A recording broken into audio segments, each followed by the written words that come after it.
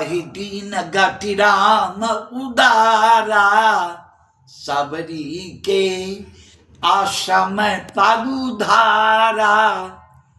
एक समय की बात है, रामायण काल की घटना है।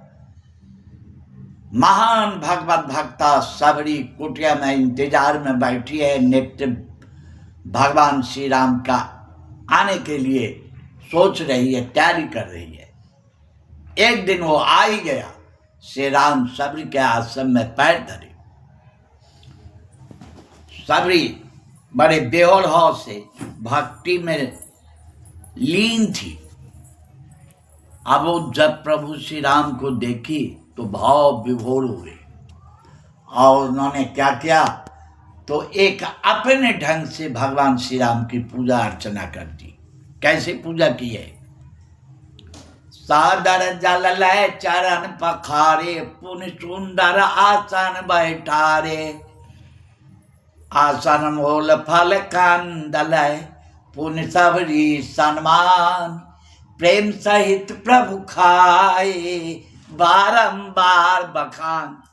यहाँ इतनी चौपाइयों में तुलसीदास जी वर्णन कर रहे हैं। जल का प्रयोग किया सभी, चौपचार पूजन किया है, 3 ही सामग्री से पूजा उन्होंने की है। यहाँ हम लोग तो बहुत सामग्री से भगवान की पूजा करते हैं, लेकिन भगवान हमारी पूजा को देखती भी नहीं, झांकते भी नहीं। लेकिन सबरी की 3 सामग्री से पूजा की है, उसको स्वीकार कर लिया प्रभु श्री राम ने। वो 3 सामग्री क्या है? जल, आसन और तुरंत भोजन की सामग्री परोस दी।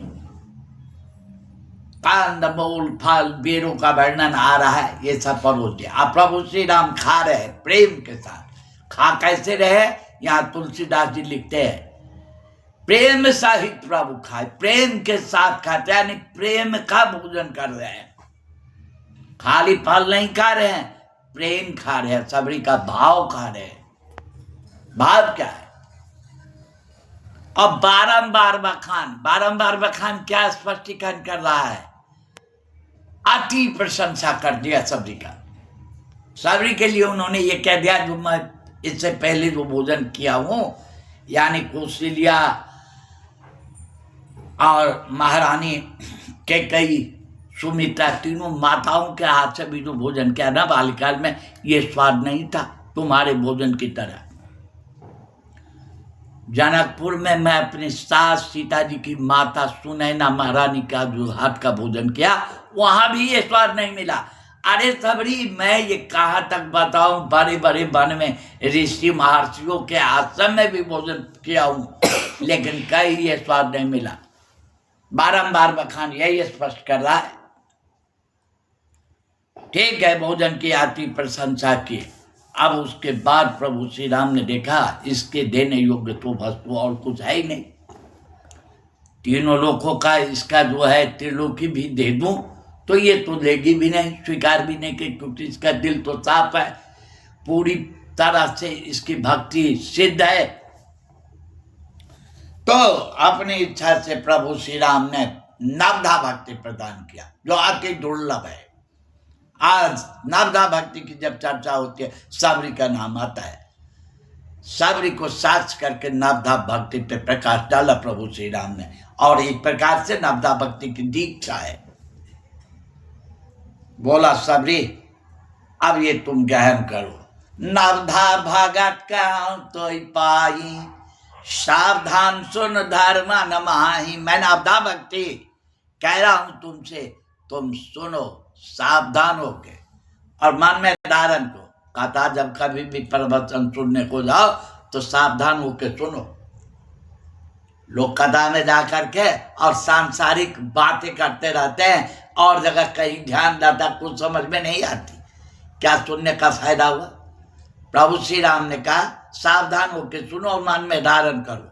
प्रथम भगत संतन करि संगा, दूसरी राति मम कथा प्रसंगा। पहली भक्ति है सत्संग, संतों का संग करो। दूसरी भक्ति बताया, मेरी कथा प्रसंग हो, उसमें प्रेम से जाके एकाग्रता से कथा श्रवण करो। गुरपद पंकज सेवा, तीसरी भगत अमान, चौथ भगत मामा गुण गान, करई कपट तज गान। अब तीसरी भक्ति के बारे में कहते हैं गुरु के चरण कमलों की सेवा पूजा वंदना, गुरु चरण कमलों में प्रेम, ये तीसरी भक्ति है। अमान, वो कैसे? तो अमान यानी मान रहित होकर के, अमानी भगवान विष्णु का एक नाम है, अमानी मान दो, विष्णु सहस्त्र नामावली में ये नाम आ रहा है। लेकिन हम लोग मनुष्य कितने अज्ञानी है, तो मान अधिक चाहते हैं। भगवान मान नहीं चाहते हो, दूसरों को मान देते हैं। तो मान देना जिसको आ गया उसी को मान मिल रहा है, जो दोगे वही पाओगे। तो ये तीसरी भक्ति है, अमानी होके गुरु के चरण कमलों के प्रति समर्पण भाव। चौथी भगति माम गुण गर करई कपट तज गान, छल कपट छोड़ करके मेरा गुणगान करना, मेरी कथा करना, मेरा कीर्तन करना नामों का, वो कपट छोड़ के। मंत्र जाप मम दृढ़ विश्वासा, पंचम भजन सो वेद प्रकाशा। मंत्र जाप में पूरी निष्ठा भाव से करो, ये पांचवी भक्ति है जो वेदों में प्रकाशित है। छठम शील विरत बहु कर्मा, निरंतर सज्जन धर्मा। छठी भक्ति ये इंद्रियों को नियंत्रित करके विरत बहु कर्मा, बहुत सारे कर्मों के प्रति ध्यान नहीं लगाओ। सज्जन धर्म, सज्जनता धर्म को जो है स्वीकार कर लो और उसी को अपना उसी में लगे रहो, और इंद्रियों को नियंत्रित करना। सातों समोहिमय जग देखा, मोते शांत अधिक कारी लेखा। सातवीं भक्ति इस प्रकार है, मोहिमय जग देखा, संसार में सबको ईश्वरमय देखो, और मेरे से भगवान के प्रति कोई अपराध भी होगा तो बच जाओगे, लेकिन संतों के प्रति कुभाव नहीं आना चाहिए। मेरे से अधिक संतों की सेवा करो, संतों का ध्यान रखो, संतों के प्रति भाव रखो, संतों का सम्मान करो, पुण्यजनों का, गुरुजनों का। आठों जथा लाभ संतोषा, सपने देख पर दोषा। आठवीं व्यक्ति ये है, जो मिल जाए उसी में संतुष्ट हो जाना। यथालाभ संतोषा, जो मिले उसी में खुश रहना। ये नहीं दूसरों का देखते रहना, उसको इतना है उसको इतना है, वो बस देखो जो मिल गया उसमें प्रसन्न रहो। और सपने में भी दूसरे का दोष मत देखो। नवम सरल सावसान छल ही ना, ये नौवीं व्यक्ति है। हर प्रकार से छल कपट का त्याग करो। मम भरोसे ही है उपज न दीना, मेरे पर अगर भरोसा रखते हो ना तो दीन भाव नहीं आना चाहिए। मैं गरीब हूं, मैं दुखी हूं, मैं कमजोर हूं, मैं अज्ञानी हूं, ऐसा मत मानो। नवम सरल सावसान छल ही ना, माम भरोसे ही है उपज न दीना। दिल में कभी ये भाव नहीं आना चाहिए मैं दीन हूं, मैं दुखी हूं, ऐसा भाव मान के चलो। नौ महु एक जिनके होई, नारी पुरुष चराचर कोई। है सबरी नौ में से जिनमें एक भी किसी के प्रति भाव है, एक भी भक्ति है, वो तो मुझे अति प्रिय है। अब तेरे में मैं क्या बताऊं, तेरे में तो सकल प्रकार भगत दे तोरे। 9 प्रकार की भक्ति से परिपूर्ण हो तुम।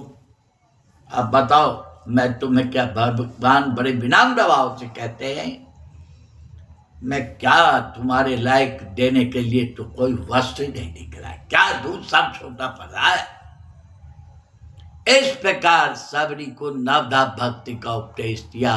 सबरी में तो 9 प्रकार की भक्ति है ही, लेकिन हमारे मानव के प्रति उपकार की भावना से मानव का कल्याण करने के लिए प्रभु श्री राम ने सबरी को ये नवदा भक्ति का उपदेश दिया। जय जय सिया राम।